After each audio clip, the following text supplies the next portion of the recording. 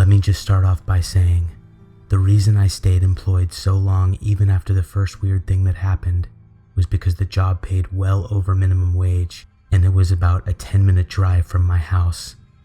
So, before anyone asks, that's why I didn't up and quit. I worked at a large hotel in a medium-sized city in the Midwest. Where isn't important. I got the job right out of high school and it was perfect for me. Good pay, close to home, easy as hell. And I did my research on the hotel. It wasn't built on any ancient burial grounds, and from what I could tell, no one had ever died there. I didn't experience anything remotely weird until the third floor renovations started. I had kind of a jack-of-all-trades position at the hotel, meaning I did a lot of different things. I cleaned rooms, worked the front desk, delivered room service orders, sometimes even did lifeguard duty at the pool. Once the shit started happening, it happened all over, and me being in the position I was, I saw more than any other employee did. Believe what you want, but the events I am about to recount were all too real for me. I wish I were just being creative. I got to my night shift at 8 p.m. on a Tuesday. Being that it was in the middle of the week, we had about half of our regular occupancy. By no means an empty hotel, but just generally less hustle was needed than say a Friday or Saturday night. The first few hours of my shift went as they normally did. I checked for any incoming reservations due to arrive that night, of which there were 2. The kitchen closed at 10, so I only had to run up one room service order, which I ended up getting a $10 tip from, so that was nice. I was getting ready to settle in at the front desk when the phone rang. I looked and noticed it was from a room. Our new phone system had a digital display showing us what room was calling us, and this call said it was coming from room 323.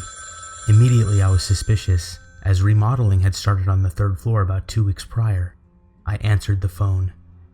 "Front desk, this is Nick. How may I help you?" There was a cough on the other end. I repeated myself. Oh, sorry. How are you?" replied a young woman's voice. "I'm doing fine, and yourself?" "Well, not too good, actually," she said with a hint of worry in her voice. "I'm sorry to hear that. Is there anything in particular I can help you with?" "I'm not sure. Maybe." My regular script I had followed had made me forget where the call came from. I finally inquired, "Can I ask where you're calling from, ma'am?" "I'm in room 323, and you're right. I need help." I had never suggested she needed help, but okay. "Ma'am, room 323 is currently unavailable due to the 3rd floor renovation. Are you sure that's where you are? What's your name?" "I need help, Nick. Right now. I don't think I was supposed to come up here," she said with a sense of dread I could feel through the phone. Now I got it. She had wandered up to the 3rd floor and somehow gotten lost. How could she do that is beyond me. There's signs everywhere. She went into room 323 and used the phone to call. "Okay, what's wrong?" "And what's your name, miss?" I asked. "I can't get out. The door won't open. It needs to open." Confused and slightly irritated by her not answering my question, I cut to the chase. "Your name, miss?" She hesitated. "Marion Kennedy," she sputtered out. "One moment, please," I said, already halfway through my check into the current occupants list in the computer system. "No Marion Kennedy." "Okay, Miss Kennedy, I'm not finding you here. Are you here with someone else who your room may be under? And what room were you initially in?" "I need help. Please come to room 323 and help me. Please," she said, noticeably more calm than before, almost as if she was annoyed to still be on the phone with me. "Miss Kent," is all I managed to get out before the line clicked and I realized I'd been hung up on. "What the fuck?" I muttered to myself. I set a "Be back in 5" sign on the front counter and made my way up to the 3rd floor. I reached the hallway that room 323 sat in, and as soon as I crossed the threshold into it, I was overcome with a feeling of panic. The hairs stood up on my neck. Now apprehensive to move forward, I looked around me. There was equipment and materials strewn about. and a large sheet of plastic covering most of the wall and doors on the left-hand side. I could hear the faint sound of music coming from down the hall. Room 323 would be somewhere in the middle. I slowly made my way down the hall, illuminated by only 2 light bulbs at each end, darkness meeting at the center of the hallway. As I got closer, the music got louder. It was 1920s style music, like it was being played on a phonograph. As I got closer to the darkness, I noticed a dark red light emanating from under one of the doors. I'm sure you can guess which one. I stood in front of room 323, essentially shaking due to the sense of uneasiness I had. I listened closely, trying to hear over the music for anything else. Miss Kennedy? I choked out from my dry throat. No response. Just as I was about to turn around and get away, I heard a voice from the other side. "Come on in," said a cheery male voice. The calmness in his voice proved soothing, and I became ever so slightly more comfortable with the situation. "Miss Kennedy called down to the front desk saying she needed help with something. She's in the bathroom right now. Why don't you come on in here and we'll get to the bottom of it," the man said. I hesitated. "Come on in, boy. We don't bite," he said, and let out a small chuckle. He kept on chuckling as I used my master key to unlock the electric lock. I turned the knob slowly, still scared half to death. As I inched the door open, his chuckle turned into a full-blown maniacal laugh as the red light from the room began to flood into the darkness. Suddenly, the laughing and the music stopped as if it had all been one noise abruptly cut off. I will never forget the small moment of silence I stood in. It enveloped me in fear. I stood there motionless until I heard a faint whisper from not one, but 2 voices. "Just a little bit further." That was it. I sprinted full speed down the hallway back the way I came, ran down the stairs, and back to the front desk. I immediately called the police. They got there and went up to check room 323 and found nothing but the renovation equipment related to the work being done in that room at that time. No music player, no people, and nothing that could have given off a red glow. On top of that, there was no evidence that anyone had been in there, workers included, in quite a while, as evidenced by a buildup of dust. And if that weren't enough, there was no phone in the room. They said to call back if I had any more trouble, and I apologized for wasting their time. They were cool cops though, told me their job was my safety, and reiterated to call them back if anything else weird went on. I walked them out the front doors of the hotel and walked back to the front desk. On it was a return envelope for room keys people give back at checkout, marked 323. On the back of the envelope was a short survey. They marked 1 for poor for each line and included a short note on the provided lines below. Maybe next time. I never dealt with anything quite like that again, but I do have some other really scary shit to tell you about the hotel I worked at. Maybe I'll even tell you why I eventually quit. Chapter 2. This one probably left me the most unnerved of anything that happened. It happened some months after the first story I posted, with a few minor incidences in the interim. It was a Saturday night. I remember this distinctly because of the amount of incoming and outgoing guests we see on this particular night of the week is directly related to what happened. Me and another employee were working the front desk, taking the incoming reservations. There were people around the lobby chatting, either coming back from or on their way out to the next bar. It was about 1 a.m., so people realized they had an hour to do their livers as much damage as possible until they returned to the hotel for the night. I don't blame them for going elsewhere to drink, since our bar was woefully overpriced. Even so, our bar was at about 75% capacity. Anyways, I got done with my guest at the desk and noticed there was no longer anyone waiting, as my coworker had just started taking care of another guest. I walked to the room behind the front desk to get something to drink and to check my phone out of the line of sight of guests lingering in the lobby. We play music which is broadcast through speakers throughout the hotel, including the room I was in. It comes from a playlist on a computer whose only purpose is to fill the hallways and lobby with elevator music. Being that it came from the computer, I was slightly taken back when static came through the speakers. I listened for a moment as a hint of white noise hissed through the speakers, then completely cut off. I checked the computer, which was working just fine, and showed the current song is playing as it should be. So I checked the cord which led to the receiver. All was fine there as well. I decided the problem was out of my control and ventured to return to the front desk. But as I opened the door, a sudden wave of deafening silence flooded over me. It actually startled me. I opened the door all the way and stopped dead in my tracks. I had been in the room for no longer than 20 seconds, and apparently, in that time, each and every of the probably 20 plus people in the lobby, including my coworker, had vanished. I felt a drip of cold sweat run down my back. I gazed across the lobby to the bar, only to find it deserted as well. All I could hear during this time was the sound of my own heart beating. There had to be some kind of a rational explanation for this. I ventured out into the lobby, each step echoing through the high ceilings. I knocked on a random room door. Got no response. Another. No response. Just for shits and giggles, I checked the second floor as well. I heard a door creak at the end of the hallway.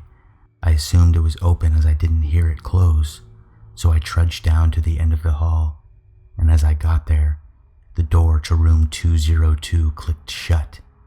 I politely knocked on the door and got no response. I pounded on the door harder and yelled, "Hello?" Finally, I used my master key to unlock the door and burst in.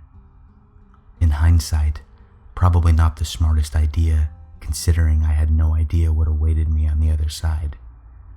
I was met by nothing. The same ear-shattering silence as before continued to plague me. I checked the main room and the bathroom and found no one. I exited the room, struggling to make sense of what was going on around me. Then, that horrible silence was broken by the familiar ding of the elevators. I looked up and to my right at the numbers above the door, which told me that this particular elevator trip had originated on the floor above me. It was coming down, and once I noticed it go past the second floor, I rushed downstairs to try to meet whoever it was, to see if they had any idea of what the hell was going on. I made it to the first floor and waited a cautious distance from the elevator. For what felt like an eternity, I nervously tapped my foot on the ground. Then, the elevator door opened. There was nothing. No one was inside the elevator. This thoroughly scared the bejesus out of me, and I ran to the room behind the front desk. I gathered my belongings as quickly as I could and prepared to leave the hotel. I felt disoriented from the sheer silence that filled the walls I so desperately did not want to be trapped in. As soon as I turned the door handle to exit the room, a cascade of noise hit me like a ton of bricks. The music, the chatter of patrons in the lobby, my coworker's voice informing the guests he was helping about our breakfast hours. Everything was back to normal. It was as if what had just happened hadn't happened at all. I stood there, frozen, until my coworker turned to me. "You okay?" he said. I couldn't bring myself to speak. "Are you leaving or something?" he inquired, noticing my coat on my arm. His tone told me he was on the brink of annoyance, pending my answer to his question. I snapped out of it. "Oh, no. I offered no real explanation before I turned around and went back into the room. I set my coat down, took a deep breath, and walked back out. I noticed a new guest had just entered the queue behind the ones my coworker was currently assisting. I pressed my shirt down and stepped up to the computer. "Welcome. I'm Nick. What can I do for you?" At this point in my tenure at the Whitmore Hotel, I was very cautious. Nothing directly dangerous had happened to me yet, so I had no reason to believe I was in any danger. I have always been a believer in the paranormal. So the fact that there were strange things happening didn't necessarily cause a deep-rooted worry in me, so much as it caused some definite standalone frights. I had avoided the third floor of the hotel as much as I possibly could, since the event I wrote about as well as a few other smaller instances had occurred. If assistance was needed on the third floor, I generally handed off the responsibility to one of my coworkers without explaining why. No one else had ever had any bad experiences up there, so they didn't question it too much, aside from assuming I was being lazy. But sure enough, something happened when I was alone on a night shift, and I got a call from the third floor. It was a Wednesday night, about 2 a.m. I was sitting back, relaxing behind the front desk, when a call came in. Room 325. I answered the phone while simultaneously checking the computer to make sure someone was in fact staying in that particular room that night. All checked out. The man asked for more towels to be left outside his door. I set the voicemail message stating I would be back in 10 minutes or less and set out a sign saying the same. I went to the storage area and grabbed a handful of towels. I made my way up to the third floor and knew exactly where room 325 was, considering its close proximity to the room that had been ever present in nightmares past. I apprehensively strolled down the hall, which, although now properly lit, still gave me a feeling of uneasiness. Nonetheless, I set the towels on the floor, knocked twice on the door, and made my way back down the hall. I turned around for whatever reason, and the towels were gone. No door opening and closing. Nothing. I chalked it up to me just not hearing it, and went about my night. About 5 minutes after I got back to the desk, I got another call. This time, it was the dreaded room 323. I let it ring through because I knew for a fact that no one was in that room tonight. The phone never went to voicemail. It must have rang 30 times before a sickening mix of anxiety and curiosity got the best of me, and I answered the phone. I didn't say anything. "Hello?" said the voice on the other side. Since it sounded like a normal voice and nothing otherworldly as I had convinced myself it would, I entertained the notion that this might be something rationally explainable. Hi, this is Nick at the front desk. How may I was cut off. "I asked for more towels." "Yes, sir. I dropped more towels outside the room 325 just a few minutes ago," I replied. "When I say I need more towels, I don't mean I need a towel or two grabbed off the nearest rack. I mean I need a bunch of fucking towels," the man's gravely voice roared at me. "Okay, sir," cut off once again. "And leave them in front of the right room this time." The line clicked, indicating I'd just been hung up on.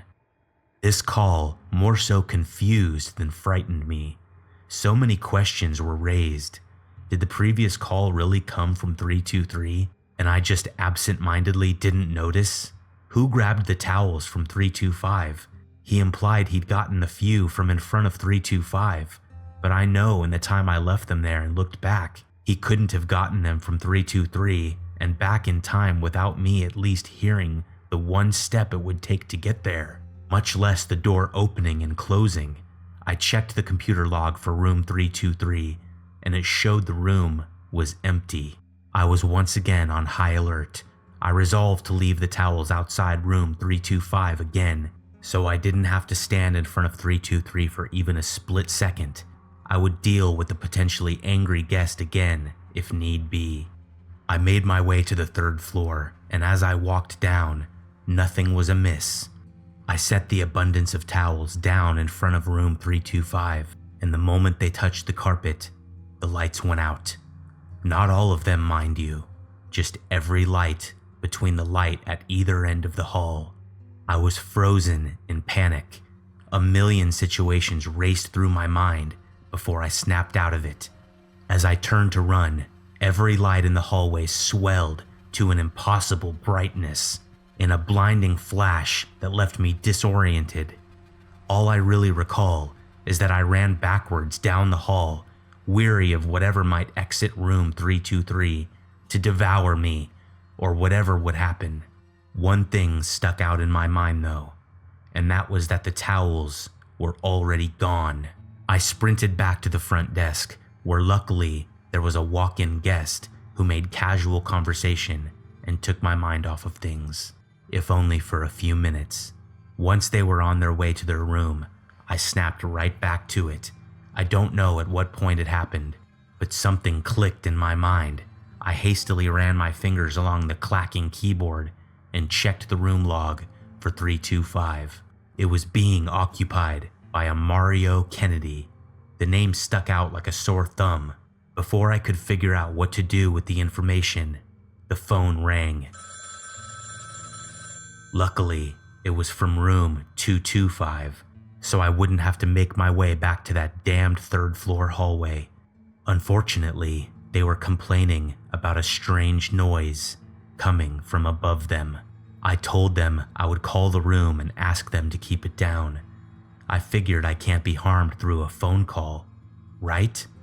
I dialed room 325 and was met with an answer before the first ring even began. It was a woman. Hello? Yes, hi. This is the front desk. The guests in the room below you just called to complain about a strange noise coming from above them, which would be your room. This is just a courtesy call to please ask you to resolve whatever is causing the excess noise. Oh, of course, replied the oddly chipper young woman, whose voice I know I'd heard before. Thank you. And the line clicked. These people really didn't like saying goodbye. The next hour or so went by without incident. I got up to go to the bathroom, and when I came back, there were 2 guest checkout envelopes. One from room 323, the other, room 325. Neither had any comments written down, but every critique had been marked for 4, which was satisfactory. I wrestled with the idea of going up to see if it looked as if no one had been in the rooms for what felt like an eternity before something inside me said it was safe. I ventured my way up, making sure all the lights were on first. I got to room 325, still unsure if I had the guts to go into 323. What I was hoping for did not come true. The moment I opened the door, red emanated from the room, but not like it did from 323. This was blood. I only opened the door a few inches, and all I could see was red all over everything. That was enough for me.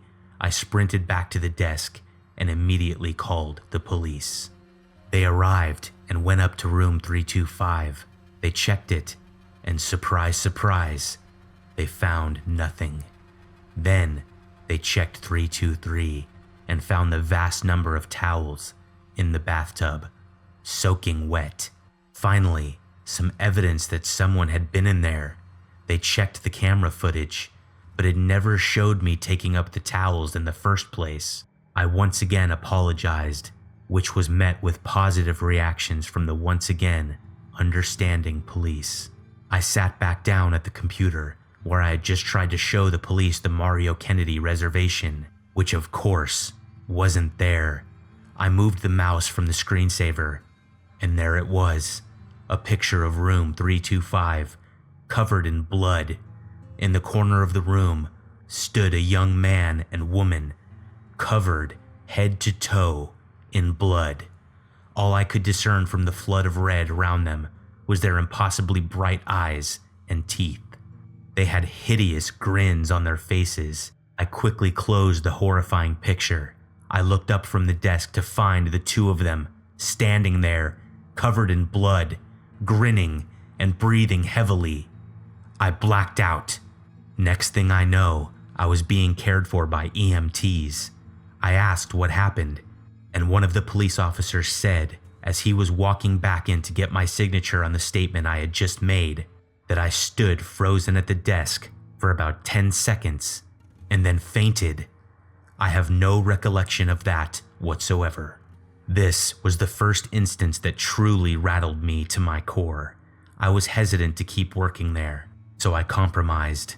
I took a week vacation, during which time not one strange thing happened to me. I figured I was getting stressed from working so many night shifts, with some day shifts thrown in there, as if to make for certain I wouldn't get a proper amount of sleep. I did, however, spend this week digging much deeper into the Whitmore Hotel than I did at the beginning of my employment. I will share what I found in the next update. So, there I was with more time on my hands than I'd had in quite some time, as I took what I believed to be a well-deserved week-long break from the Hotel Whitmore. I filled my time by catching up on sleep, binge-watching The Wire, aka the greatest television drama ever created, and most importantly, doing some deep research on the Whitmore. I did some basic Google searches and didn't really find anything noteworthy. I pretty much got lists of celebrities or other important people who have lodged there in the past, and a basic history of the hotel. The Whitmore Hotel was built from 1930 to 1931 during the development of the entire area in which it's located. The owners were actually a group of men, each of whom funded different aspects of the project, and was named after one of their associates who had passed during the planning phase. I did individual research on each of these men, and nothing really jumped out at me. They just seemed like normal, opportunistic businessmen. When it opened, it was bigger and better than any other hotel in the Midwest. It featured 9 floors, an elaborate bar off the lobby, over which hung a lavish chandelier. Certain changes have been made since, including multiple weight rooms and a very, very large indoor pool area. In addition to the added amenities, the rooms have also been remodeled more than once. Over the past decade or so, the hotel's business has slowly dwindled, with chain hotels such as the Holiday Inn Express, La Quinta, and Days Inn, among others, sprouting up new franchise locations. Most of the guests now come for the fact that when they leave, they get to say they spent the night in a historic hotel somewhere multiple presidents have stayed during their time in office. I personally have stayed a few nights, and I might add I never had anything strange happen when I did. After reading all this, I was pretty underwhelmed, as I'm sure you are, so thank you for bearing with me. I stopped to watch more TV, but something was bothering me. I went back to research the names of the gentlemen who funded the hotel, and found one common theme. They all got their start with a now defunct, as of 1996, investment company called the Kennedy Conglomerate. Now we were getting somewhere. I looked up the Kennedy Conglomerate and found a basic history which I won't bore you with, besides the fact that it was located on the West Coast. What was interesting about the Kennedy Conglomerate was the fact that in its last years of functioning, it was ran by the original owner's grandson, Mario Kennedy. Researching Mario Kennedy gave me a lot of insight to what I was dealing with. Now, much of what I read were second and third hand accounts of rumors, so I don't know if what I read was true or not. However, if it were true, it would certainly give credence to what was going on around me. Mario Kennedy was a playboy of sorts. He had all the money in the world and nothing responsible to do with it. He funded several businesses, most of which failed. He spent his money on drugs, women, alcohol, cars, properties which he would let go to ruin. Then one day, he met Marion. Supposedly, the day he met Marion was the day he stopped indulging in his numerous vices. He gave everything up cold turkey. They married the same day they met, and Mario and Marion spent the next few weeks in the tropics, without telling anyone where they went. When they got back, everything with the business was a mess. Mario did the most selfish thing he could, and liquidated the company, leaving his entire staff to fend for themselves. He and Marion now had nothing to get in the way of their relationship. This gets really interesting when I read that Marion was part of what you could call a cult called the Congregation of His Infernal Divinity. It was a religion that didn't necessarily worship Satan so much as it did demons. Demons of all kinds. This church was supposedly home to some of the younger elite in the state of California, and one aspect of their modus operandi was the kidnapping and sacrificing of children. Without going into too much detail, I will say that the accounts I read were revolting. Again, I'm taking it all with a grain of salt, but let me continue. Marion brought Mario into this group of sick human beings, and he apparently fit right in. They had a ritualistic induction ceremony in which he stalked a 9-year-old boy, abducted him from his home in the middle of the night, and slaughtered him at one of the cult's temples. Allegedly, Mario rose up the ranks of the CHID, with his wife riding his coattails. However, his previously flamboyant and eccentric lifestyle seeped back through the barriers he had put up, and he got sloppy. Word got out about the congregation of his infernal divinity, and they were eventually shut down. Members were arrested and tried, most of whom received the death penalty, all except 2 members, Mario and Marion Kennedy. In a cross-country manhunt, they were finally cornered in the state I'm in at none other than the Whitmore Hotel. They supposedly kidnapped a child from another family staying in the hotel, murdered him in their room, covered the room and themselves in the child's blood, and each committed suicide in the year 1996. It didn't say which room this allegedly happened in, but I don't think it'd be too hard to guess. Despite all this rich Kennedy history, there has never been one single complaint or allegation that the Whitmore is or ever was haunted. Like I said, the initial search I did on the place when I started working there gave me nothing. There were no ghost stories, no spectral sightings, nothing. And, as someone asked in the comments, no other employees were reporting anything strange happening. At this point, I thought I was going crazy, but at the same time, the things I'd been experiencing had been so real, so convincing, and on top of that, I've always been of sound mental health. I have no history of schizophrenia or delusions of any kind. I felt as if this was happening to me specifically, and for a reason. When I went back to the hotel the following week, I decided I was going to tough it out and figure out just what the fuck was happening and why it was happening to me. My next experience with room 323 gave me some answers, and looking back, I honestly wish I never would have found them.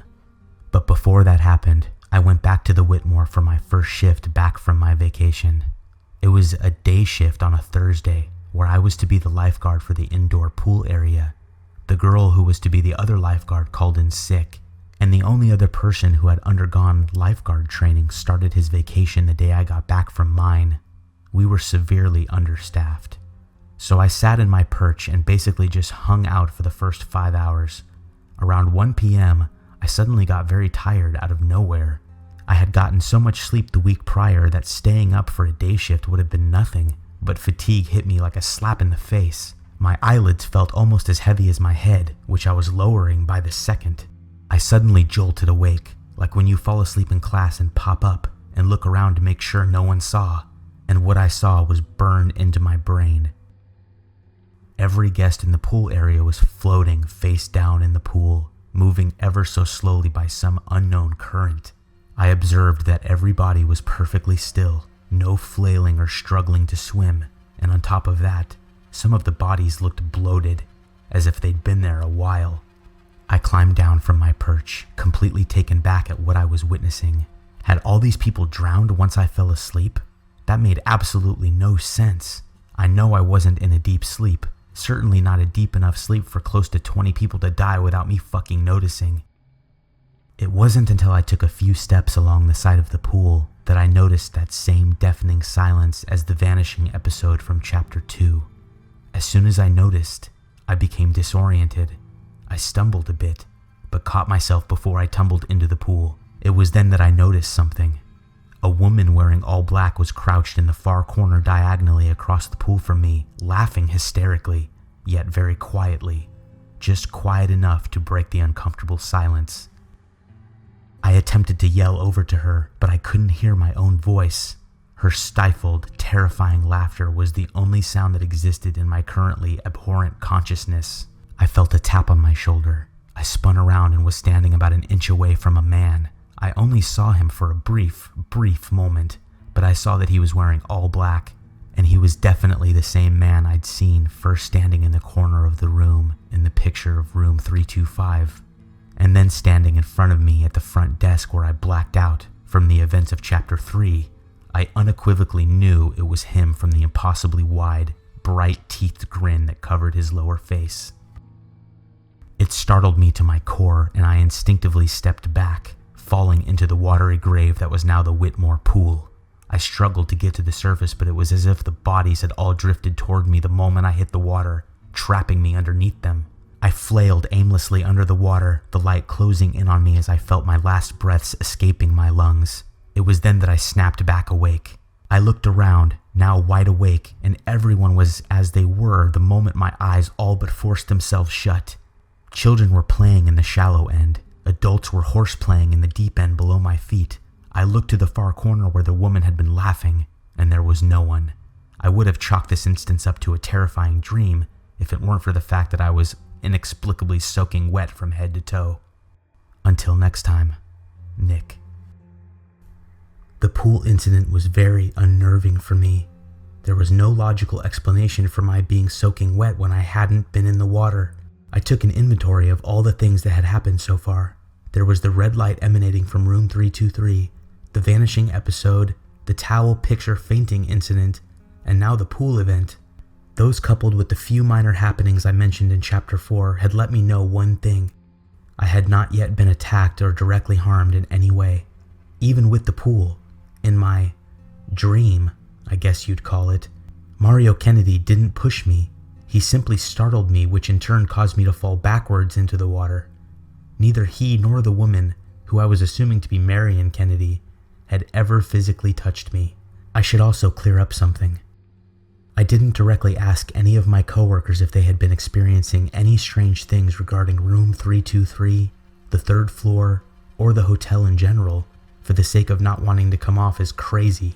Instead, I chose to keep an open ear and see if anyone mentioned something. I did not. And when I delegated certain responsibilities unto other employees which required them to venture to the third floor, I was met with no opposition or apprehension. So, I believe myself to be the only one being affected by whatever it is that's going on here. That said, I decided I was going to figure out what was going on. I know, horror movie cliche, head towards the danger. My only explanation for this is once it's actually happening to you, it's almost impossible to not want to get to the bottom of it. I knew what was happening, but I needed to know why it was happening. So, with that, I waited until the following Monday's night shift. The weekend was fairly uneventful, save for a few doors closing by themselves and computers restarting. I told the day staff to not book rooms on the third floor unless absolutely necessary, so as to shield any and all others from any harm that might come from my endeavors. So Monday night, I had just finished sending an incoming guest to the second floor for the night. It was just after 2 a.m. After the bar emptied out, I said farewell to the bartender and set my "Back Soon" placard on the front desk. I made my way up to the third floor. I exited the staircase. I have always had an irrational fear of elevators, and that's why you may have noticed I have never mentioned taking it anywhere, and headed to the hallway that contained room 323. As soon as I turned the corner, all lights between the two at the ends of the hall went out, as they usually did whenever I entered the vicinity. Also, true to form, my consciousness seemed to now be void of all sound. Only a fear-inducing silence surrounded me. I'm not gonna lie to you guys. I was so fucking scared. It took quite literally everything I had to try to unravel this mystery that had presented itself to me. I took a deep breath with each slow step I took down the dimly lit hall, with each pace taking me further into the darkness. As I reached room 327, all the symptoms of fear hit me like a freight train. Cold sweats flooded down my back. The hairs on the back of my neck and my arms stood at attention as if commanded by a drill sergeant.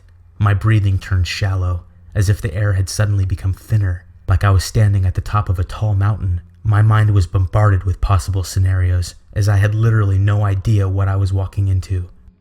I was now standing in front of room 325. I hesitated walking any further until I looked behind me and found only a solid wall about 3 feet behind me, decorated with the same paint pattern as the rest of the hallway. I was at, much to my dismay, the point of no return. I turned back around and found another solid wall in front of me, just inches past the door to the dreaded room 323. Faced with the revelation that I had no choice now, I resolved to continue onward. I only had a few feet left to go, but every centimeter felt like a mile. I lifted my right foot off the ground to take a step while I heard the door creak open.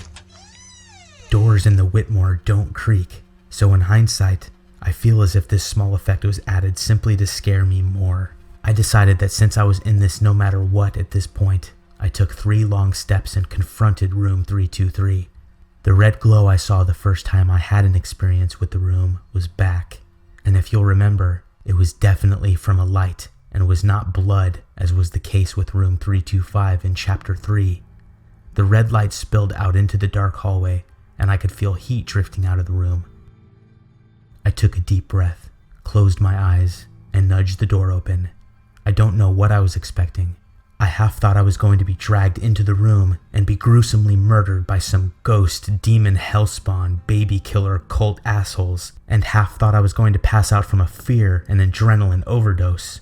I opened my eyes and saw that the bulb in the lamp that illuminated the room was red. I took a careful step inside and saw nothing, and no one. You know how you get that feeling that someone is around you even before you know it? Well, I didn't have that feeling. I very slowly and nimbly made my way into the room.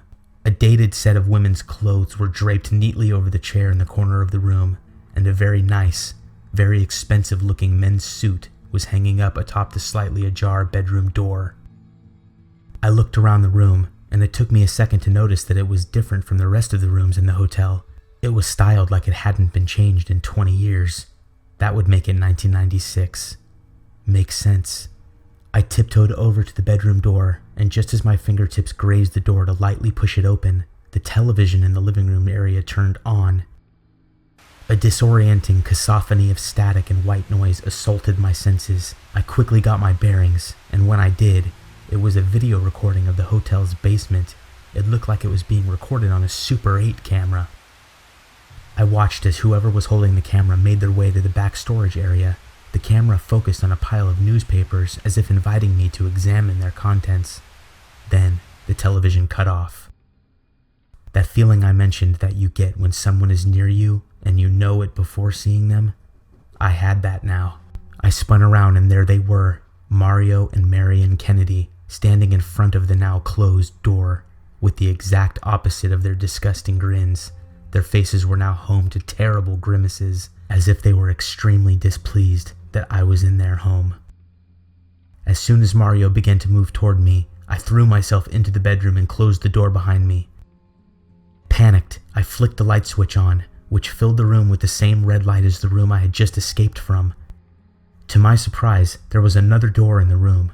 Not a closet door, as that was to my right, and opened wide with clothing strewn about its floor, but another full-size door, directly in front of me on the wall next to the California king bed that took up most of the rest of the room on the left. Before I had time to react, what I am sure was both Mario and Marion began violently pounding on the door, simultaneous to Marion's crippling laughter.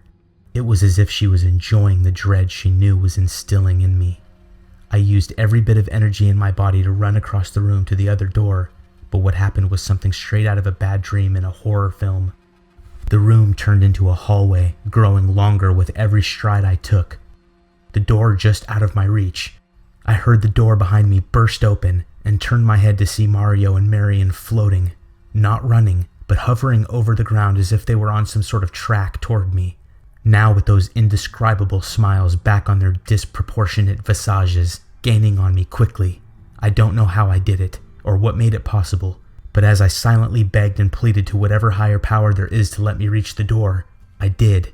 Just as the Kennedy couple reached me, I was able to grab the door handle and push it down, opening it into another hotel room. As I tried to leap inside, a scalding hot hand grasped my left wrist. In a fluid motion, I ripped my hand from the grip of who I turned to see was Marion Kennedy and lunged forward. I tumbled in and immediately scrambled to turn around and close and lock the door behind me. I sat with my back to the door as the Kennedys once again beat against it. I took a deep breath and observed my surroundings. I was in room 325. I had completely forgotten that 323 and 325 were connected via a doorway. a popular style of room for two families traveling together. Each gets their own room, with the convenience of having an open door between them to enjoy each other's company. Upon this realization, I concluded that I wasn't any safer here than I was in room 323. I had seen this room covered in blood with the Kennedys standing in the corner, so it's not as if this room was uncharted territory for them. You have to realize, I knew next to nothing about what I was up against. I didn't know what they wanted. I didn't know why me. I didn't know the extent of their abilities.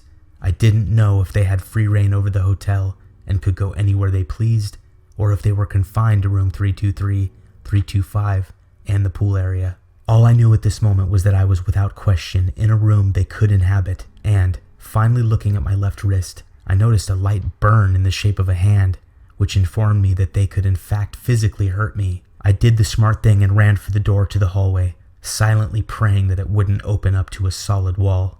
Luckily, it didn't. I stumbled into the hall, my mind hazed by a vicious cocktail of darkness, silence only broken by the banging on the door in the room behind me, and fear. I ran to the left, towards the light at the end of the hall. Once I made it to the point where the light reached me, I looked back. Mario and Marion Kennedy were standing outside room 323 next to each other, both smiling and waving. I kept running until I made it down to the lobby. To my surprise, the guest I had checked in about 15 minutes prior was standing at the front desk with all of her luggage, and the bartender was back at the bar, serving patrons a round of shots. I wearily walked behind the front desk and glanced at the clock, which read 1:59 as the woman addressed me. "So?" she said, visibly annoyed. So what? Do you have a room with a balcony open? I don't get why you couldn't just check on your computer. Don't you know which rooms have them?" "Oh, yeah, I'm sorry, Look, I don't care. Just get me set up, I'm tired, and I have a lot of work to do tomorrow. I need to get some sleep." How long had I been gone? Why did I tell her I needed to go check on a room with a balcony when she was right? I could have just checked on the computer. I was so confused. "Of course, ma'am, my apologies." I went through the process of setting her room up, gave her key card to room 239, and sent her on her understandably thankless way. By this time, the patrons in the bar had done their shots and the bartender was putting their glasses in the dishwasher as they headed back to their rooms for the night. He set the dishwasher to clean the contents and turned off the lights in the bar. In a true deja vu experience, we exchanged the same goodbyes as I could have sworn we'd done not 15 minutes earlier. I reflected on what had just happened, the few things I'd learned, and what I needed to do next. I resolved that on my next night shift, which would be the following night, Tuesday into Wednesday, I would go into the basement to find out whatever the television in room 323 was trying to tell me. I figured I had already gone this far. Why stop now? I guess you could say I'm a pretty persistent person. I needed to know why this was happening to me. In all, this entire circumstance boggled my mind. Had I just hallucinated that whole nightmarish ordeal? As with the pool incident, I might have assumed so, were it not for the slightly stinging, hand-shaped burned wound that wrapped around my left wrist. Until tomorrow, when I promise to have answers. The morning after the incident with Mario and Marion, I got off work and went home, where sleep was a non-existent activity in my life. I sat there contemplating about how I should go about the basement, what dangers I would be in, what I might find, etc. At the end of a long personal debate, I decided I was going to hold off on the basement. I didn't want to end up like every first character who dies in a horror movie because they got too brave and decided to go search for the killer. That was the plan anyways, but that changed when I walked into work the following night. I tried to busy myself with work, reading memos left by the day manager that day, going over the reservations books, handling random computer tasks. But as I was doing the computer tasks, something of course happened. The screen once again flashed to the bloody room 325, with the Kennedys standing in the corner smiling. Only this time, it was different. This time, I was in the center of the floor, covered in blood myself. I was laying down, almost in the fetal position, and it did not look in the least bit voluntary. I tried to take a picture of the computer screen with my phone, but the result was just a blur of red. As I looked into the picture trying to find something useful from it, the burn on my wrist started to sting. I looked at it, and it had a dull glow to it that I could faintly see through the white bandage wrap I had secured around it. I shook it off. Then I got the idea to print the screen from the computer. I did the proper keystrokes and turned around as the printer kicked into gear. When I turned around, I was face to face with Mario Kennedy. He put his hands on my biceps and his face went from that ghoulish grin to a distorted, misconstrued, mouth open wide scream that threatened to rupture my eardrums. Before I knew it, I was done and I was standing face to face with the bartender, who was shaking me by the tops of my shoulders. "Hey, stop!" I came to. What? I'm not sure what I was asking. "You stood here for like 30 seconds staring into space, then just started screaming at the top of your lungs. You wouldn't snap out of it. Are you okay? You want me to call an ambulance or something?" No, I'm sorry. I just freaked out for a second. I'm fine. Thank you." "You sure?" he asked uneasily. "Yeah, seriously, yeah, I'm all good. Sorry about that. Thanks for getting me back to the real world." I let out a half-hearted chuckle. The bartender wandered back over to the bar, looking behind him to make sure I was okay. I could see the bar patrons whispering amongst themselves about what had just transpired. I was more than a little embarrassed. I went in the back room and took my shirt off in front of the mirror we had in there. I inspected my arms and shoulders. As I said, I had been grabbed by Mario on my biceps and by the bartender on my shoulders. My shoulders showed no sign of contact, but my biceps had finger-shaped bruises. Better than burns, I figured. It wasn't until later that I'd learned why I got one instead of the other. I grabbed a flashlight from a supply closet and navigated the maze-like hallways on the first floor until I reached the basement door. The door led to a long, 3-tier staircase, which in turn led to a vast, unfinished basement. I turned the light on and took my first steps down. Once I reached the first landing, I heard the lock click on its own on the door above me. Fuck. This was starting to look like a bad idea. But I trudged on. I made it to the second landing, and the lights flickered a few times before going completely out. Fuck again. This really was a stupid idea. I turned on the flashlight I was now congratulating myself on bringing and continued down. The last few stairs creaked and echoed throughout the basement. The air down there was thick and damp. It felt like a weight was pressing down on me, as if gravity worked overtime down here. For a moment, I felt as if the silence I'd come to expect when delving into this mystery had turned itself on, but then realized it hadn't. The basement was just simply that quiet. The only thing I could hear was a furnace on the far back left side of the wide open space. Lining the walls were storage units, some empty, some with random cleaning apparatus, some with winter snow removal machines and shovels, some with old comforters and bed sheets. The one I'd seen in the video recording in room 323 was in the far back right corner. I knew because the angle of the video showed the newspapers in the storage unit to the immediate left of the corner of the large area. I slowly began to trek to where, hopefully, information or answers of some kind would be. Because this hotel had proven time and again to have things uncertain occur at any whim, I took great care with each step. I imagined that the batteries in the flashlight hadn't been changed in years, because honestly, no one ever needed to use it. That being the case, only a small path was illuminated in front of me. Each small step I took echoed between the concrete walls. Every small scrape my feet made sounded like it was amplified, until suddenly there was no more sound at all. It was happening again. The silence. My desire to know what was in that basement wrestled with my better judgment until the thirst for knowledge won out. I kept moving forward. Then suddenly to my left, in an empty storage locker with the door wide open, was a woman laying face down on the ground. It wasn't Marion, as this woman had brown hair. Marion was blonde. I decided I was just going to ignore it and keep going. I got about 2 steps past the locker when I turned around. The woman was now behind me, out of the storage closet, in a stance like she was ready to leap. Only, it wasn't a random woman. It was a decaying, decrepit form of my mother. Skin hung off her face like a peeled banana. Blood was caked under her crusted lips. Her eyes were a glassy, foggy white. She sniffed at the air. "What the fuck?" I absent-mindedly said out loud. I knew my mom was at home and fine. I was texting with her shortly before that. This had to be an illusion of some kind. Foolishly, I decided to find out. I stood my ground, waiting for her to make her move. She swiped forward at me, and her grotesquely long fingernails ripped through my polo shirt. All right, not an illusion. Good to know. I turned around and sprinted, and when I looked behind me, my mother started to run, but hit some sort of invisible brick wall. I saw as her face contorted like she'd been hit in the face with a frying pan, and she fell to the cold floor.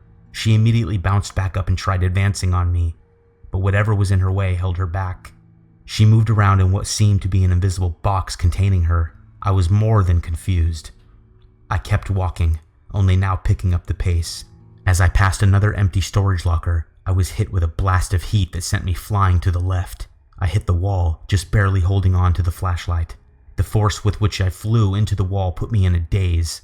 My vision was temporarily blurry, but I could clearly make out Mario and Marion floating toward me with their grins. They stopped a few feet short of me, and in the blink of an eye their expressions turned blank. "It would be easier for us all if you just let us do what we need to do." I didn't know how to respond. "We almost had you in the room yesterday, but you got out. Do you know how angry that made Marion?" I looked to Marion, whose face instantly turned to pure rage. "We will get you eventually. Make it easier on all of us and come to room 325, so we do what must be done. Enough of these cat and mouse games." I was stunned that I was finally being communicated to instead of arbitrary circumstances just filling my existence. "What needs to be done?" "Why me?" I choked out. Mario and Marion both laughed hysterically. "Because you're the one, silly," Marion screeched. "The fuck do you mean I'm the one? What one? One for what?" Words rolled off my tongue rapid fire. Suddenly, Mario and Marion vanished, and the minimal sound the basement produced came back to life. I had no clue what was going on. They were gone. My zombie mom was gone. Sound was normal, and I didn't have the slightest clue why. I checked my phone and saw that time was moving as it should be. No more momentary lapses in time and space, so that was good at least. I looked at the tear in my shirt, and it was indeed still present. I was still sweating from the waves of hot air that accompanied the Kennedys. This had all actually just happened. I got to my feet and dusted myself off. I was finally going to make it to the corner of the basement. I wasted no time and rushed to the first storage container to the left of the corner. In it was a stack of newspapers, just like the television in room 323 had showed. Next to the stack of papers was a note that read, "These stay here, please." From what I could tell, the newspapers were from 1926, 1930, and 1996. Let me break down the information I found in them. This won't be verbatim as I didn't exactly have the capability of copying all the information down at a time. 1926 Enoch Phelps, investment banker, arrested for connection to kidnapping. What I gathered from this was that Enoch Phelps was an original member of the Kennedy conglomerate. He, along with Wilson Kennedy, George Wilhelm, and Marco Esperanza, founded the congregation of his infernal divinity. Basically, it was a name that they could be psychopaths under. A reason to kidnap children and sacrifice them to whatever the fuck it was they believed in. So, in 1926, someone tipped off the authorities about the location of some missing kids. They were directed to a place owned by a female friend of Enoch Phelps. She gave up Enoch, and he was arrested for connection to the kidnapping. Further articles explain that he was tried and convicted and received 15 years for his crimes, although he would die in prison due to respiratory failure. 1930 Arthur Whitmore missing. Arthur Whitmore pronounced dead after months of no leads. That's 2 separate articles, by the way. Here's where the big revelation came. Sort of. Arthur Whitmore disappeared in the fall of 1930 during the planning phase of the as-yet unnamed Whitmore Hotel. There was foul play suspected, as he had his whole life on the West Coast. He was a happy man, looking forward to his further involvement in this large project. After spending months and countless resources trying to locate him, he was pronounced dead after nothing but the last suit jacket he ever wore was found in the Rocky Mountains. His colleagues decided to name the hotel they were building after him in his honor. What stuck out to me was the following: Arthur Whitmore leaves behind his expecting wife, Elaine Whitmore, in parentheses, Botick. Hold the goddamn phone. Elaine Botick? That was my mother's name. I pondered on this for a moment until I remembered that she got her name from her great-grandmother. Arthur Whitmore was my great-great-grandfather. After his death, Elaine went on to marry another man after having my great-grandmother, and the marriage didn't last, and she reverted back to her maiden name. None of the women on my mother's side of the family had ever married. It was very taboo for some of the times. So I was born a Botick. I now knew what my connection to this hotel was, and perhaps why I was being targeted. I just didn't know what was to be accomplished by my going to room 323. 1996 gruesome scene at Whitmore Hotel. 1 child, 2 suspects found dead in room in apparent ritual murder/suicide. This explained the story of Mario and Marion Kennedy. I honestly didn't get much help from this article, but it was good to know what was fact and what was just internet hearsay. What was helpful was what I found underneath the newspapers, a box full of yellow legal paper pads, with seemingly incoherent scribblings in red ink. I flipped through, trying to make sense of anything, and just couldn't until I realized the first 3 pages were some sort of codes. Unfortunately, I never found out what those codes meant. I'll say that right now. After the 3rd page, however, it was a detailed list of all the goings-on at the Congregation of His Infernal Divinity. Pages upon pages of information about murders, their rituals, their victims, their locations, their influence on businesses way back when. All the information stopped at 1996. Check back tomorrow. I will be including everything I learned about the Congregation of His Infernal Divinity and how it pertains to the Whitmore Hotel, my family, and me. Just a forewarning. This is where shit gets really, really weird. I sat in the basement looking at these yellow legal pads of paper that seemed to give me all the information on the Congregation of His Infernal Divinity that one could ever desire.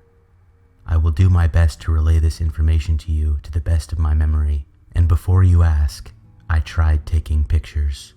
They turned out just like the one I took of the computer screen, a blur of whatever was the primary color in the picture, in this case, yellow. The original idea of the Congregation of His Infernal Divinity was conceived by an eccentric member of the original generation of the Kennedy conglomerate before it was formed. Wilson Kennedy, together with his friends Marco Esperanza, Enoch Phelps, and George Wilhelm, Kennedy held a meeting at a lavish supper club, the Benedict. Here, he proposed the scriptures of the Bible they would follow. Kennedy chose to worship the offspring birthed through a process of mixing of the blood of the demons Klanek, Fursalor, Moloch, Kronos, and Barbas, named Ruzal. Klanek was the demon that could grant great power and wealth. Fursalor was the patron of rage and murder.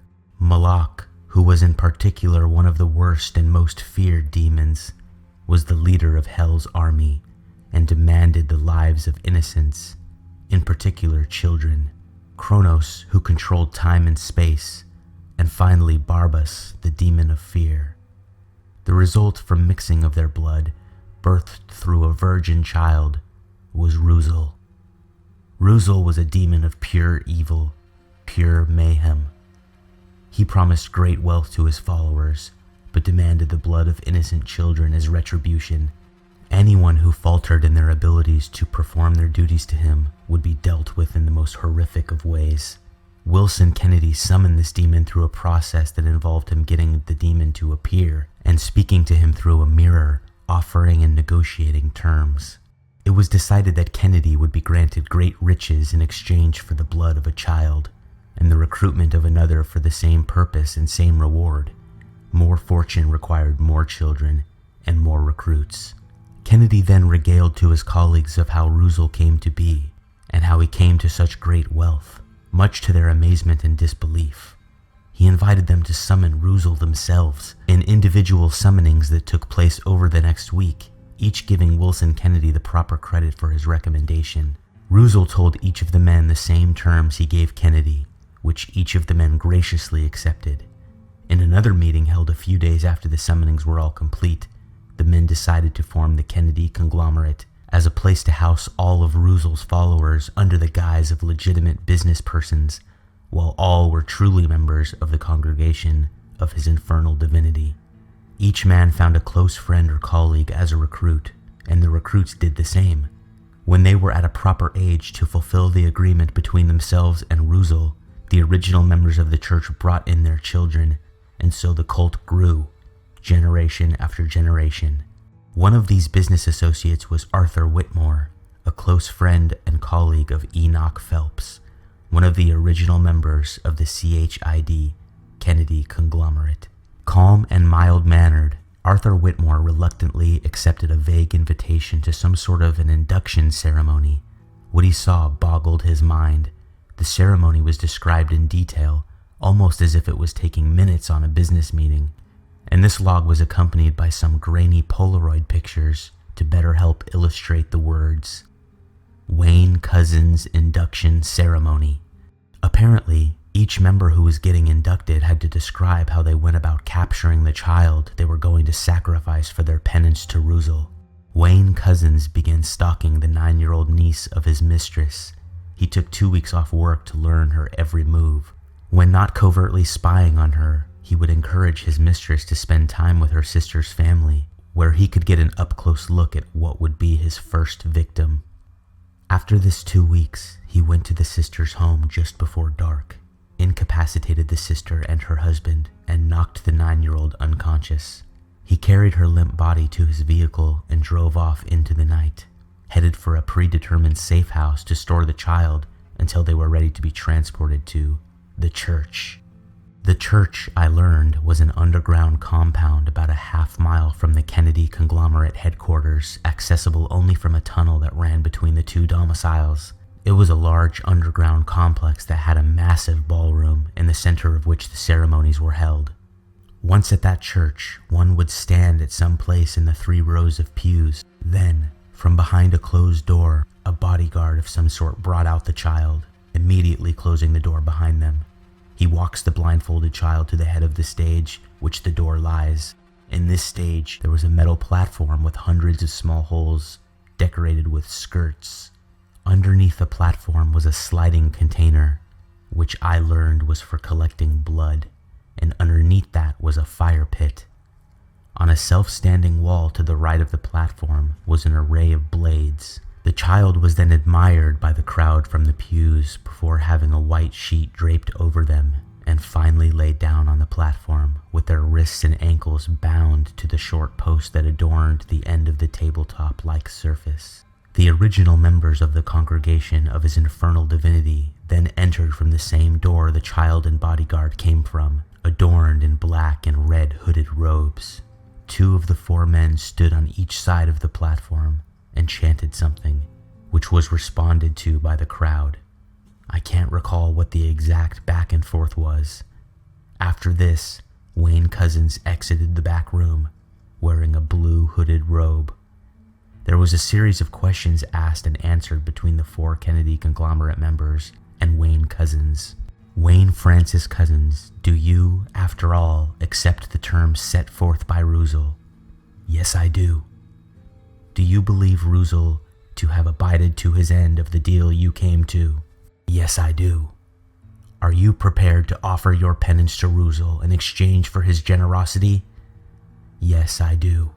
Do you accept that any failure to fulfill your duties to Ruzel will result in Ruzel exerting his most heinous force of retribution upon you? Yes, I do. Then without further ado, please commence with the offering. Wayne walked over to the wall and chose his blade.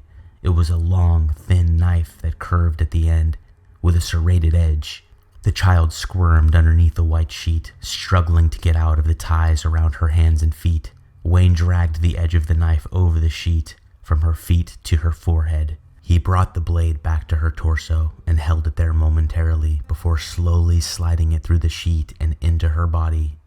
According to the logs, the young girl's screams filled the ballroom, more so than any other victim had before. The stain of blood slowly grew on the white sheet, as the girl screamed and writhed in pain.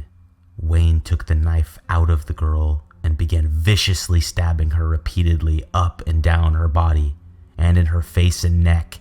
After some time, the girl died from her injuries. Wayne took a bow and returned to the head of the platform, handing the bodyguard his knife, who in turn wiped it clean with a rag and returned it to the wall. They chanted some more things I can't remember, and Wayne then removed the sliding container full of blood. It was like a mixing bowl that sat on a track. Wilson Kennedy then spoke. "We now offer the body and blood of this beautiful, innocent child in the name of Wayne Francis Cousins to the almighty Ruzel." The 4 other men around the podium joined him in speaking. "As he giveth to us, so shall we give it to him in return." Kennedy lit a match and tossed it onto the presumably pre-soaked wood underneath the platform, and the flames roared up, engulfing the girl's lifeless body. As the fire burned, the crowd joined the 5 men on the stage in a chant. Once the body and sheet were burned and charred, and the flame died down a bit, Wayne poured the blood, first over the body, to stifle the flames that remained on top of the covered corpse. The platform was then slid from over the fire pit, and the remaining blood was distributed amongst the pit to extinguish the flames. After this, everyone cheered and congratulated Wayne, with a flurry of handshakes and hugs, except for, as it was noted, Arthur Whitmore. The papers referred to him as a conniving cunt, God-worshipping pussy, traitorous scum, among other things. I then read on about what happened with Arthur Whitmore.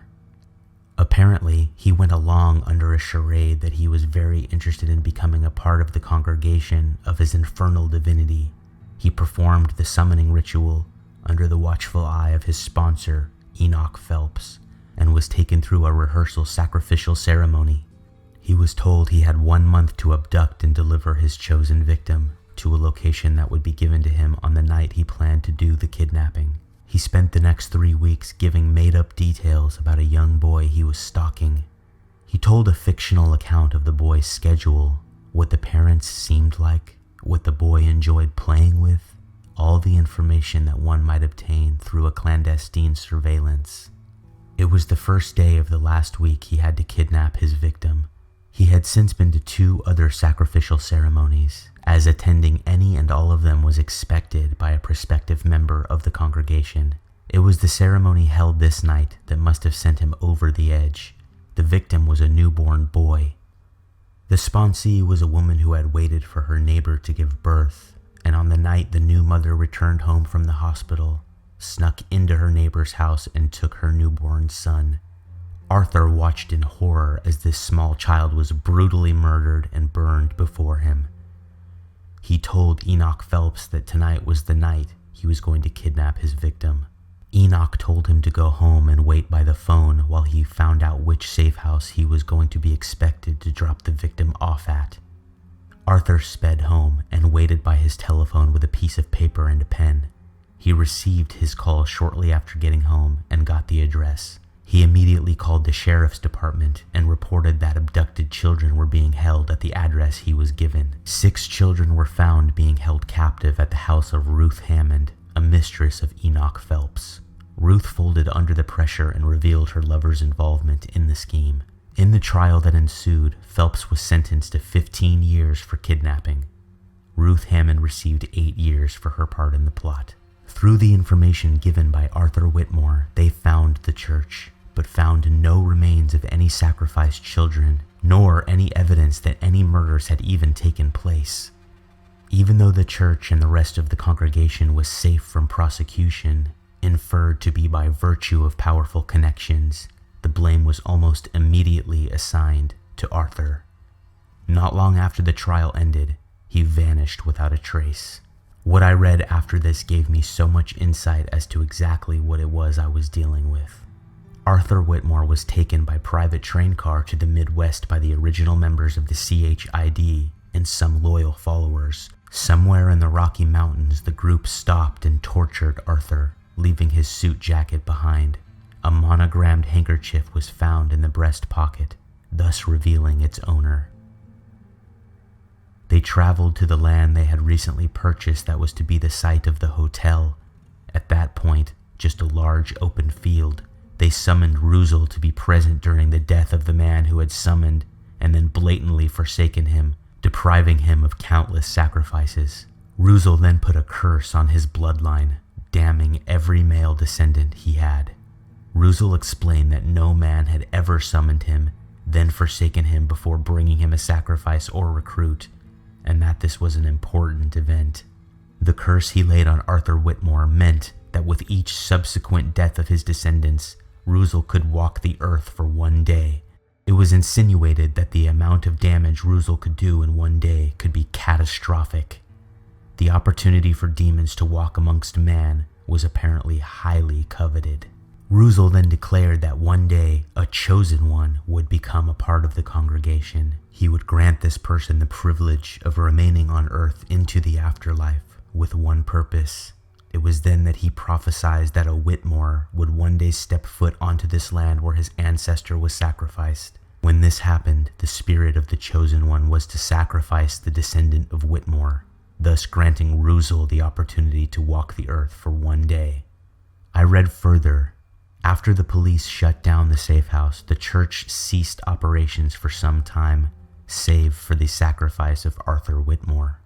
Years later, it was brought back to prominence by the sons of the original members of the Kennedy conglomerate, and so it went through the generations.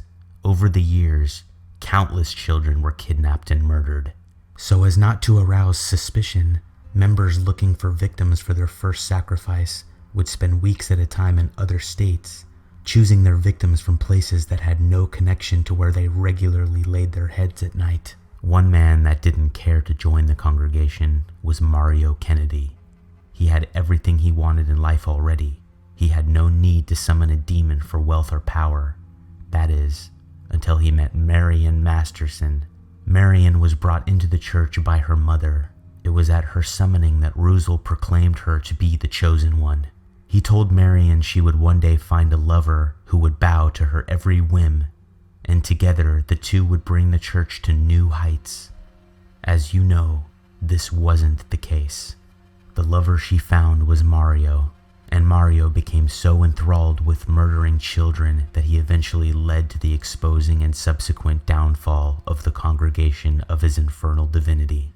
Ruzel was not pleased with this. He threatened to condemn Mario to hell, and he would have if Marion had not pleaded with him to allow him to stay with her on Earth after they died, so Mario would have a chance to make amends to Ruzel by helping with the sacrifice of the Whitmore descendant. Ruzel agreed. Word amongst the now imprisoned members of the congregation was that Ruzel and the Kennedys had gone into a hibernation of sorts, only to be awoken when the Whitmore descendants stepped foot on the land. That was the end of the pads of paper. I was so confused. I stood up, too fast as it were, and I got dizzy. I closed my eyes for a moment. I opened them to find myself in the middle of a large field. I was frozen in fear. I heard the crunching of cold grass behind me and I spun around. A man I'd never seen stood before me. Were it not for me, all of your colleagues in the hotel would make fast meals for Ruzel. What? Do you not find it strange that not another one soul can see things you've seen? Well, yeah, I have been in the hotel for a long time, Nicholas. Who are you? Arthur Whitmore. I didn't know what to say.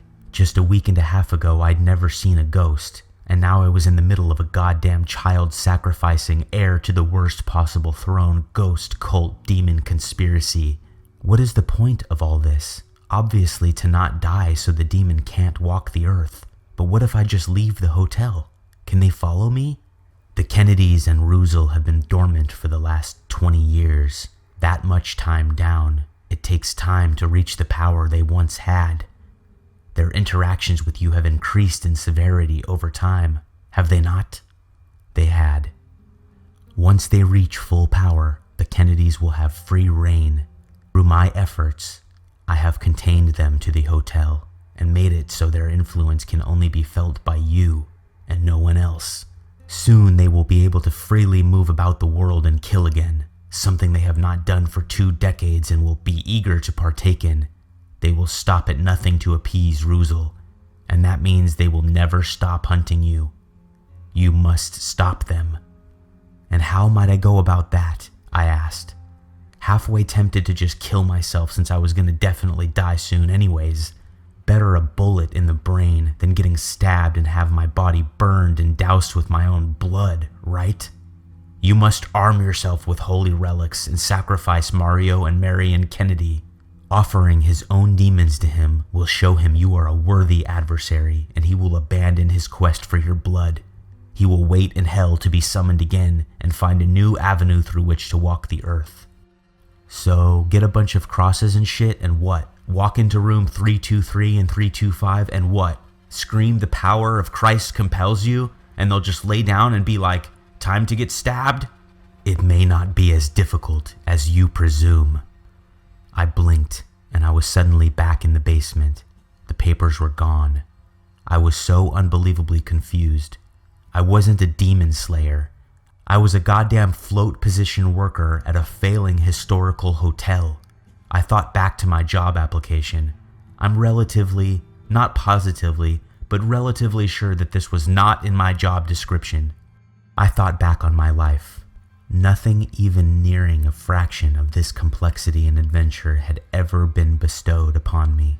I thought about it and decided I was going to see this through to the end. I was going to heed the advice of my ancestor and save countless people from dying horrible deaths. I was going to confront Mario and Marion Kennedy. The final chapter. I went to a religious supply store the next morning and bought myself the most aggressive-looking crucifixes I could find. I bought 3 rosaries to hang around my neck. I bought a Bible. I even went and had a priest bless some water for me. To tell you the truth, I had no idea what I was doing. I suppose my plan was to burst into room 323, throw some holy water on the 2 psycho baby killer demons that wanted my blood, to wake a sleeping super demon, and try to subdue them by hitting them with a Bible and poking them with crucifixes? Trust me, at the time, it felt as stupid as it sounds here. I got to work on Thursday night and relieved the day shift employee. I sat around for a while with my religious paraphernalia on my person, trying to muster up the courage to go to room 323. Shortly after the bartender left, the lights dimmed. All sound escaped the room. It was time. I knew it, and they knew it. Whatever was going to happen now. I walked up the stairs to the 3rd floor and made my way to the infamous hallway. The 2 lights at the end of the hall shone bright as the apex, as if to remind me where to go. I walked down and reached room 325. The door creaked open on its own, letting the red light seep into the hallway. There was a metal table with skirts in the middle of the room, above a small pit, with a container on a track underneath the tabletop. The same type of platform from the Polaroids that accompanied the ever-informative legal pads. That was what they hoped to have me laying on in due time. I continued walking to room 323. The door was closed. I used my master key to unlock the electronic lock and push the handle down. I hesitated before pushing the door open. Everything in me was telling me to turn around and run, and don't stop running. But I knew if I did that, this would never end. I would be hunted until I was caught. I would just be delaying the inevitable. I inched the door open. I didn't realize I had been looking down toward the floor until I redirected my eyes up and found Mario standing at the crack in the door, with a violently angry grimace adorning his face. The door flew open, yet Mario stood in the same place, almost as if the door simply passed through him. Not too far-fetched, I'd say, given everything. Mario breathed deeply and heavily, his chest heaving with every inhale. The anger in his eyes was mesmerizing. I managed to break my gaze and look past him, to see Marion posing in a curtsy in the back of the room, smiling her fearsome grin. I'm not sure which face frightened me more at the time. I hadn't realized it, but I was holding up my 3 rosaries that hung from my neck in front of me, and to my surprise, it seemed to keep Mario at bay. Suddenly, he spoke. "Do you not understand what your destiny is?" "I do. I'm just not exactly okay with getting fucking stabbed and burned and having blood poured all over me, I said, with far more confidence than I previously thought to have had. No matter what you do, you can't stop this. So do it, I spoke without thinking. I immediately thought, why the hell would I taunt a demon? To my relief, Mario didn't move. He just glared at me. I began to speak. I was cut off, not like interrupted, but like my voice stopped working. Everything warped around me. Walls caved in, then bubbled out. Sounds erupted from no discernible source, interrupted only by random bouts of complete silence, which proved to be equally as deafening. Lights flared and dimmed simultaneously, blinding me and offering me comfort at the same time. I blacked out. When I came to, I was laying in the middle of the floor in room 325. I was awoken by something dripping on my face. Before I was fully coherent, I used my finger to check what it was. It was blood. I looked up. Hanging over me was a rudimentary canopy made out of a wooden frame that hadn't been in the room when I looked in earlier. Hanging from this canopy was a body. Each arm and leg was tied by a sheet to a corner of the wooden frame. Then mass of the body sagging, lowering than the rest. Intestines and other vital organs hanging halfway out of the gash in the victim's back. It was when I came fully to that I recognized the clothing the body was wearing. It was the bartender. Fuck. I had been responsible for his death. Maybe not directly, but I hadn't acted fast enough. Fuck. Shame and regret coursed through my veins like a hit of heroin, momentarily paralyzing me with guilt. I couldn't stop to feel sorry for myself, though. I sat up and saw the Kennedys standing in the corner of the room. I reached to my neck for the rosaries, but grabbed at nothing but air. They were gone.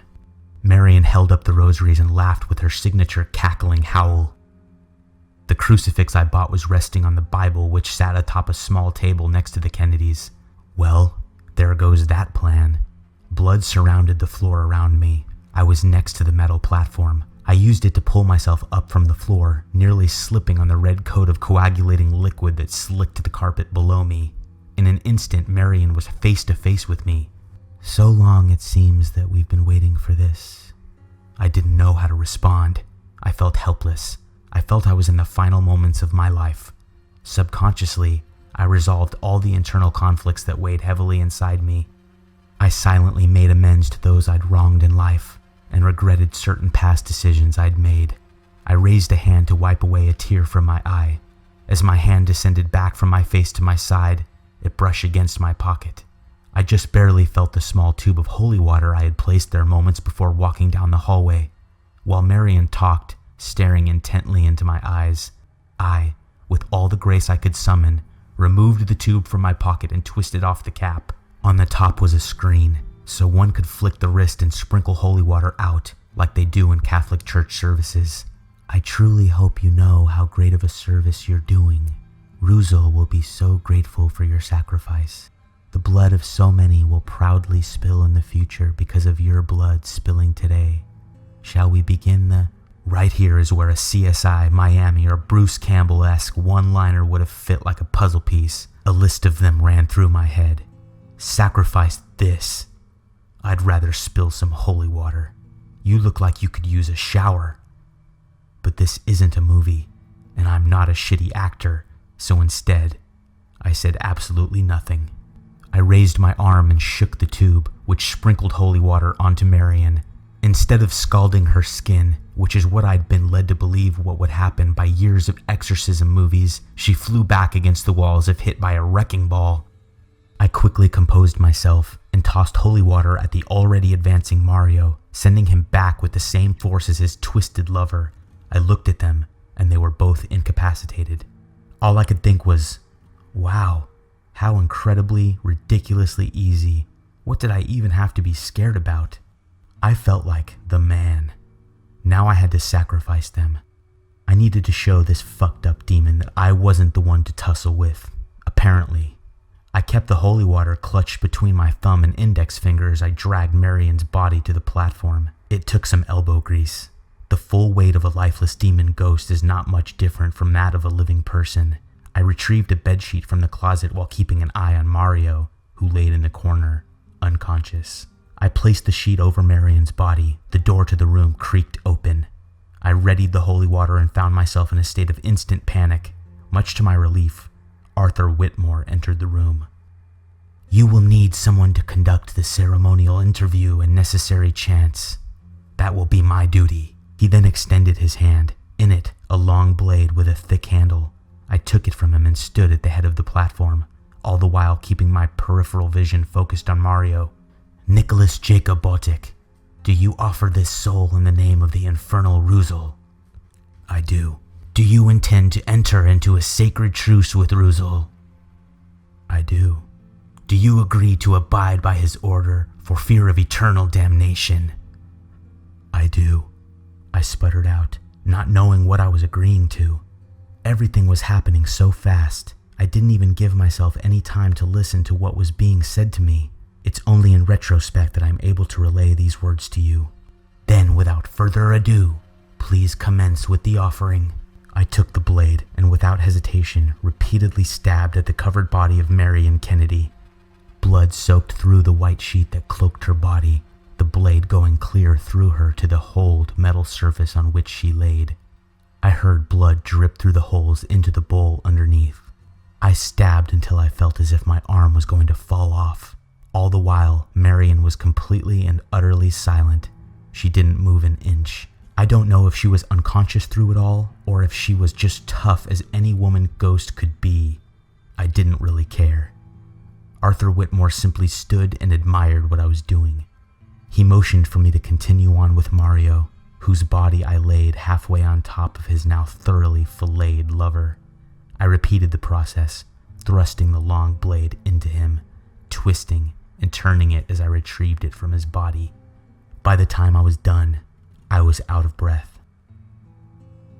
Now, it was time to burn the bodies. My first thought was, how am I going to have a bonfire in a hotel room without having this whole place go up in flames? Arthur spoke as if he could read my thoughts. "Do not worry. The flames will fall into themselves. These spirits will burn hotter than any other earthly flame. It will be more of a contained burn than a roaring fire." Who was I to argue logic? Nothing else here made sense. Why would this? Arthur handed me a pack of matches after I was finished stuffing the bodies into the small pit. "Don't forget to retrieve the blood," Arthur reminded me. I slid the bowl of demon blood off the tracks and set it on the tabletop behind me. An odor I hadn't noticed before marinated in the room, stinging my nostrils. I imagine it was the stench of a rotting corpse. I looked at the bodies of the Kennedys and noticed they were decomposing at an alarming rate. I took this as a sign that I must make haste. I struck a match and dropped it into the pit. As the fire erupted, flames shot high to the ceiling, then subsided, and just as Whitmore had said, the flames burned only an inch over the bodies, engulfing them and the table on which they rested completely, but kept the rest of the room safe. The smell of burning flesh permeated the air, nearly making me gag. Arthur and I stood there in silence and just watched. As the fire began to subside, Arthur nodded towards the bowl of blood. I retrieved the bowl and took it to the platform. I poured a bit over the smoldering bodies, which by this point were nearly bones, and even those were turning to ash. I then slid the table over and poured the rest of the contents of the bowl onto the fire pit, extinguishing the flames. I had done it. I had sacrificed 2 demons to a more dangerous demon. I looked to Arthur, only he looked different. He had a grin on his face, like Marion and Mario would have. A disgusting, wide, toothy grin. "Thank you," Arthur muttered through his teeth. "For what?" I asked uneasily. There was an immediate, palpable tension in the air. Arthur laughed a cackling howl. "For fulfilling your duties. They were going to be able to give me one day on the earth. You give me countless days." I tried wrapping my mind around what was happening. "I am pleased to make your acquaintance," he said. He took a bow. "Am Ruzel." Fear ravaged through my body, making me feel more sick to my stomach than I already had from the smell of rotting bodies. I watched as Arthur's skin began to fall off his face. The demon ripped the clothes from his body as his true form became clear. He was a hideous monster with 3 horns. His feet were hooves. His hands looked more like bird talons, and his skin was jet black. His eyes were like pure white, large marbles. His teeth were sharp and jagged, crooked, and in rows in his mouth. He swiped his right hoof twice. He opened his deformed mouth and let out a loud roar. That is the last thing I remember of that night. I woke up, back at the front desk. I don't know why, but something compelled me to quit right then and there. Now I know. I suppose I owe it to you guys to explain what exactly happened. When I quit the hotel, I went straight home. I took a shower. After that, I went to my sister's house to visit her newborn son. I took mental notes and figured out when would be the best time for me to kidnap my nephew in order to sacrifice him. You see, Mario and Marion were confined to the hotel. They were ghosts, or ghost demons, whatever. But me, I had access to another male from the Whitmore bloodline. I could create more males from the Whitmore bloodline. Ruzel masqueraded as Arthur Whitmore. He can appear as a ghost if need be, but he can't directly harm humans, unless he is walking the earth in human form. As Arthur, he had me learn the summoning rituals and had me summon him to me personally. That way, he was connected to me. Then, he had me perform a sacrifice. He knew I wouldn't sacrifice a human, so he had Mario and Marion be my victims under the ruse that it would stop Ruzel from hunting me. In reality, sacrificing a demon to Ruzel only makes him stronger. Oh, and I learned that the holy water didn't do anything. Ruzel just led me to believe it had. In reality, he threw them against the wall, hard enough to knock them unconscious. Ruzel explained to me that I was indeed the chosen one. Through the mistake of summoning and forsaking Ruzel before performing a sacrifice, Arthur Whitmore had opened a door. As I explained earlier, that door was the opportunity to walk the earth by sacrificing the males from his bloodline. I was just unlucky enough to be the first boy born in a few generations. Since I was able to be found at the Whitmore as prophesized by Ruzel, I was the easiest target. I could create more male descendants to the Whitmore bloodline. I now spend my days in seclusion. I stalk and hunt victims. I impregnate as many women as I can, be it through consensual relations or not. Usually not. And I wait. I wait until the sperm fertilizes the egg, and I sacrifice the woman in a ritual. Sometimes it would have been a boy. Sometimes it's not.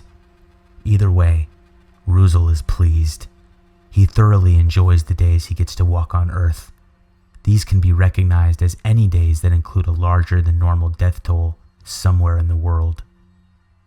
Obviously not every case, but certainly the more sinister instances. I do this because I was shown hell, and I do not want to go there again. I have to do this until it's my time.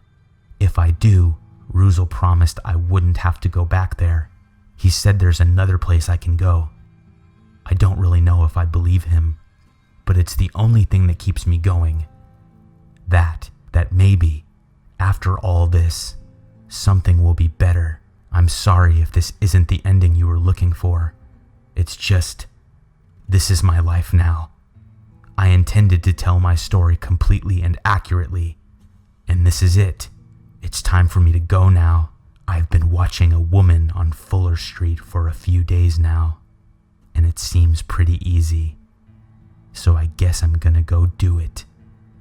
Goodbye, Nick.